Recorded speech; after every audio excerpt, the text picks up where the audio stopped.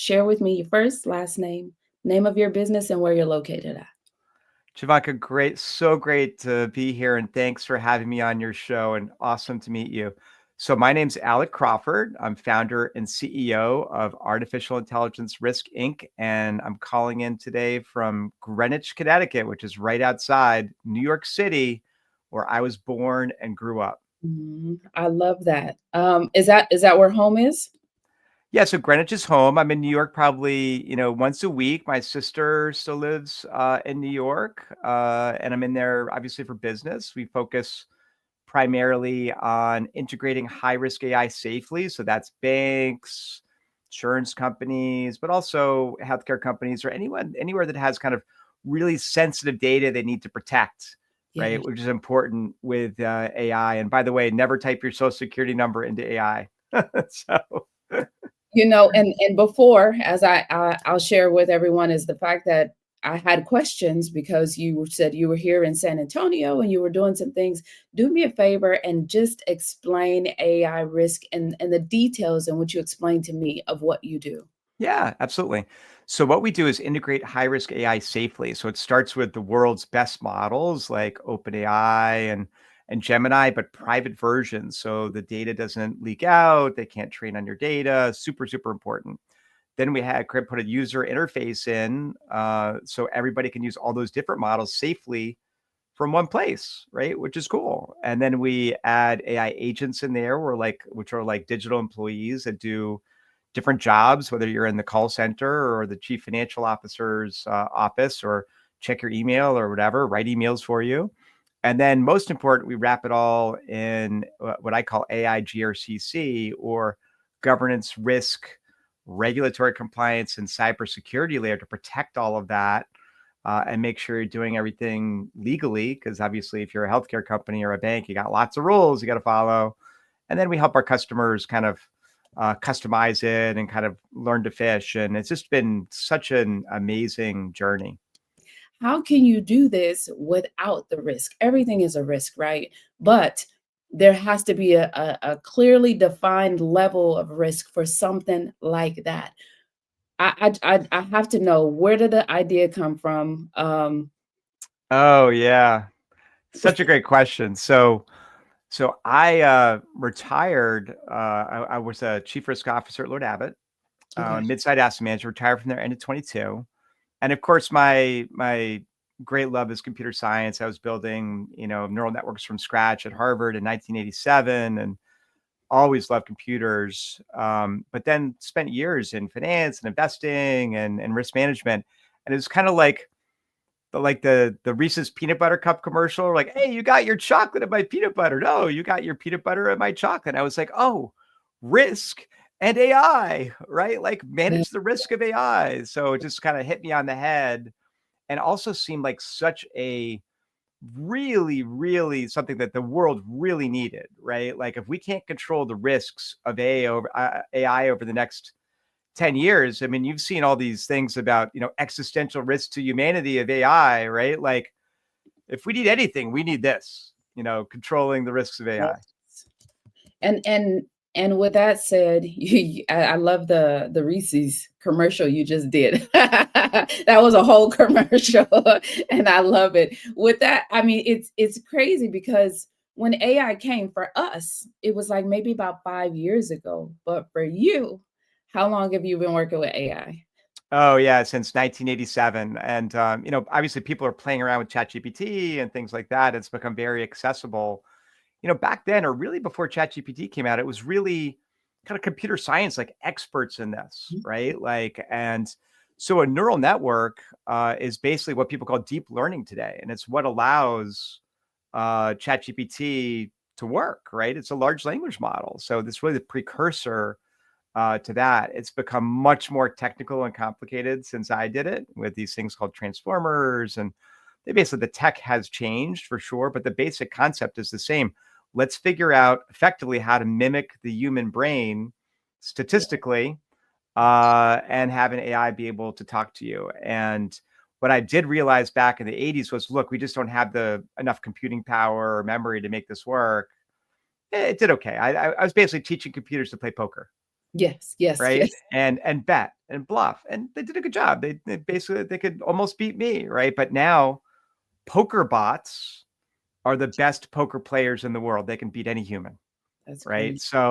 So it's AI has been a complete game changer, and we've seen it over time when Deep Blue beat the world champion in chess, and then AlphaGo beat the world champion in Go, and then they started beating poker players and everyone else. And look, it's the quote is basically software is eating the world, right? Like that's a pretty famous quote about software, and now it's AI is eating the world. And Yeah. I think that there's a couple really important things there. One is like you got to get on board with AI. If you're not using AI today, like you may not have a job 2 years from now, unless you're a real estate agent, which I think you're good.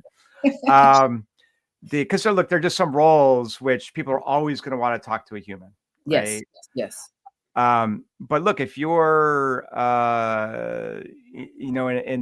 if you're processing, forms in a bank somewhere, like find a new job fast, right? Because yes, AI can yes. do that.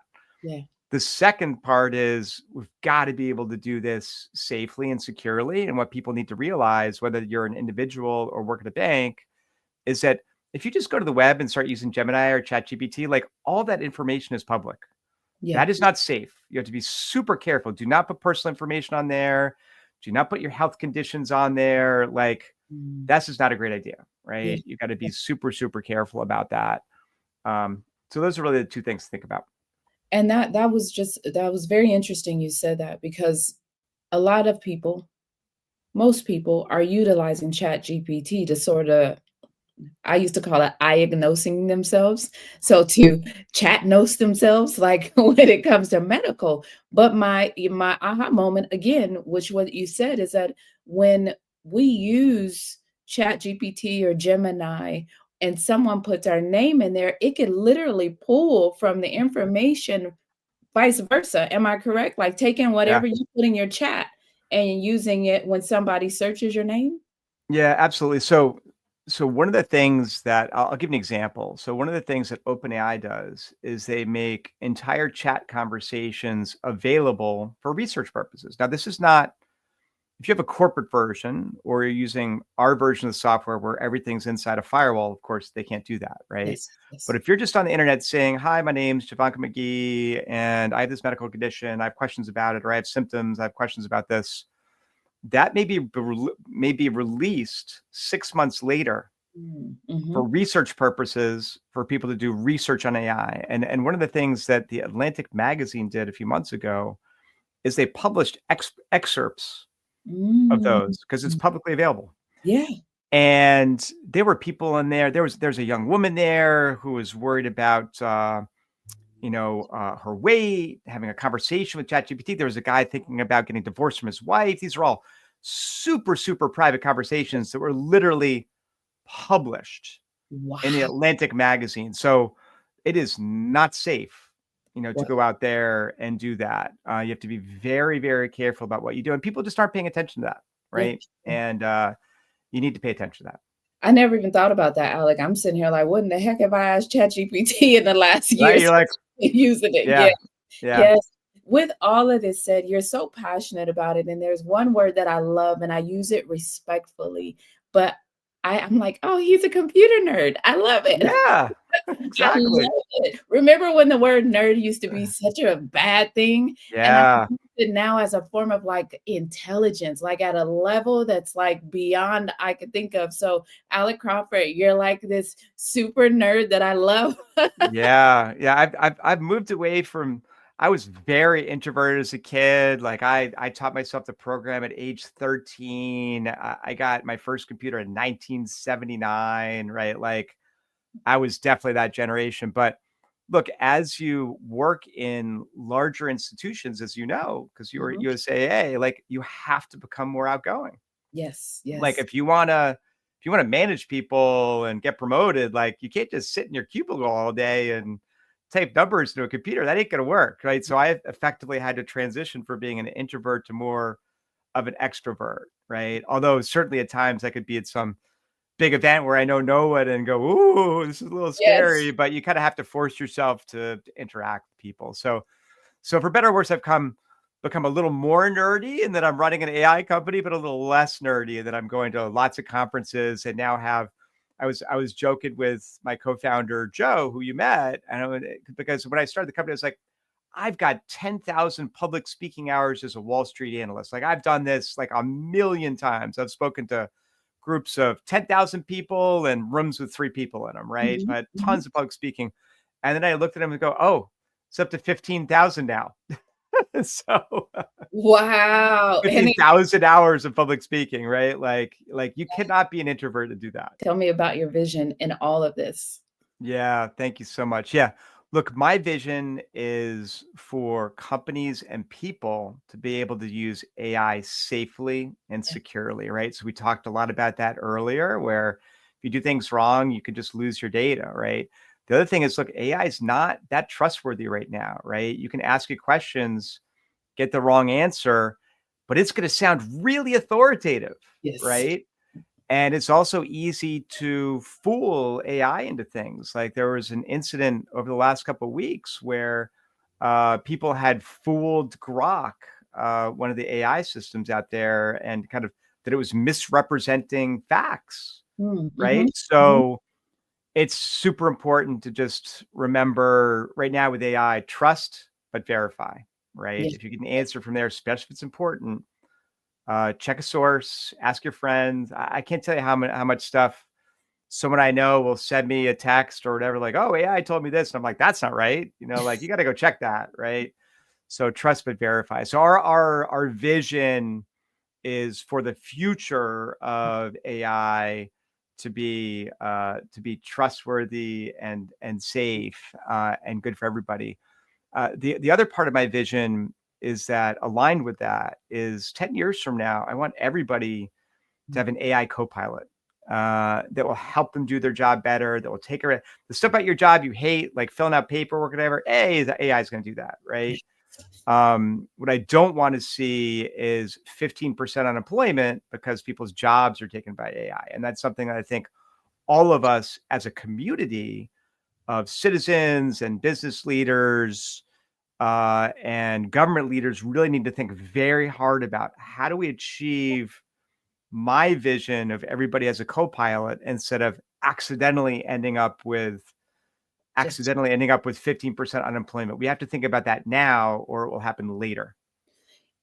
and I'm not by far an expert, nor like experienced in all of this, but you just said co-pilot, and I'm thinking we have to verify.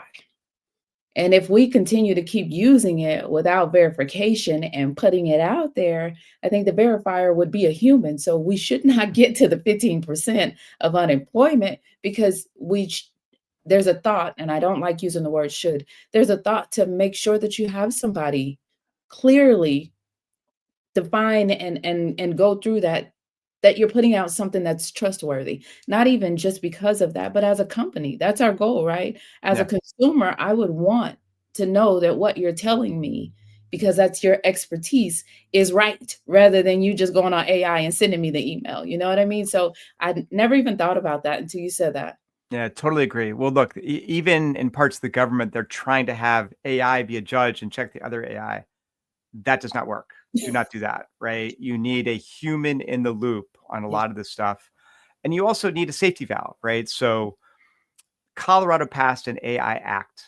Okay. It goes into effect in February. And one of the things they say is if you're a bank, you can have AI grant a loan Mhm, or mm. deny a loan, but the consumer then has the ability to go back to the bank and say, I want a human to check it, Oh, right?